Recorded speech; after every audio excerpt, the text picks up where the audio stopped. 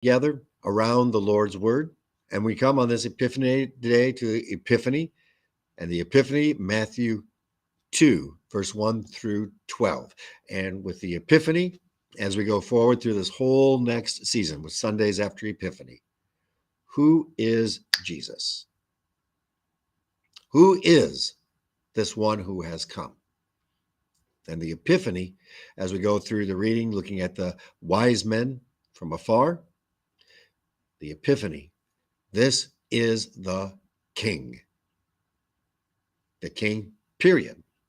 Not one of the kings. Now, Herod thinking one of the kings and thought fear for his throne. This is the King of glory, who comes, draws near, and comes to save his people. And the Lord celebrates and fulfills the Old Testament scriptures. All that have been told that this would happen takes place. Now we come to the visit of the wise men. Matthew 2, 1 through 12. Now, after Jesus was born in Bethlehem of Judea. Now, in Bethlehem of Judea, Bethlehem just a little ways south of Jerusalem, a couple miles of Judea, very much looking promised through David, the king will come. In the days of Herod the king. Herod, bad man, just go there. Herod the king. And we'll just say bad man. So when you get to the later on with the slaughter of the innocents, it was nothing unusual or that out of character for Herod. And that's about as sad a statement as you can get. So in those days of Herod, and this is Herod the Great, Herod the Builder, behold, wise men from the east came to Jerusalem. Wise men from the east, Persia, could be Babylon, could be kind of the Kurds, North Babylon, anywhere in there. I kind of lean towards more Babylon type area, just that the people of Israel had lived there. The scriptures were there.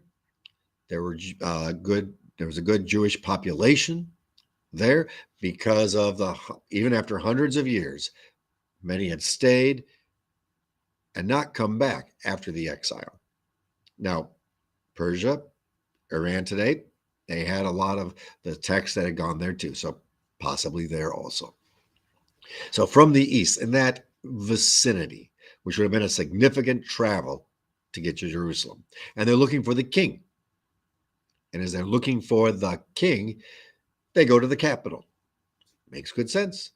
Where's the most likely new king to come? The current king's kid. So let's go look. So they go to Jerusalem, saying, where is he who has been born King of the Jews?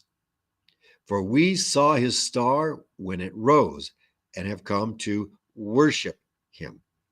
Not to give praise, not to give honor, to worship. They understood, however the Lord made this happen, through the star, through the stars, through the scriptures, through all of that this was the king. And this one they came to worship. This was not to be a king like Herod or like other kings. This is one to worship. And when Herod the king heard this, he was troubled, and all Jerusalem with him. They let him all know this is bad because I might lose my throne. That was his thought. And assembling all the chief priests and scribes of the people, he inquired of them where the Christ was to be born. Herod had no clue. They told him, in Bethlehem of Judea, for so it is written by the prophet, and you, O Bethlehem, in the land of Judah, are by no means least among the rulers of Judah. For from you shall come a ruler who will shepherd my people, Israel. They knew the scriptures pointed to there. And knowing that, they also knew this was not just to be a king. The King of glory was to come. So then Herod summoned the wise men secretly and ascertained from them what time the star had appeared. So this had been about 2 to 3 years. And he sent them to Bethlehem, saying, Go and search diligently for the child, and when you have found him, bring me word that I too may come and worship him. Utter lies. It was to kill anybody that could possibly take his throne. That was Herod's thoughts. But he brings the honeyed words out. Now, after listening to the king, they went on their way, and behold, the star that they had seen when it rose went before them until it came over the place where the child was. This is a miracle here, a miraculous event that took place. For the star didn't just lead them over towards an area, it led them to Bethlehem, a small city, and to the place where the child was. Led them straight to the house. A star doesn't come and direct you to a house. The star of Bethlehem did. Remembering a couple of years later when this all happens, Jesus is toddlerish at this point. And when they saw the star, they rejoiced exceedingly and with great joy. And going into the house, they saw the child with Mary, his mother, and they fell down and worshiped him, worshiped Jesus as this went forward. Then, and it says wise men, doesn't say three kings, 3 wise men, or it was wise men from afar, 3 gifts of gold, frankincense, and myrrh.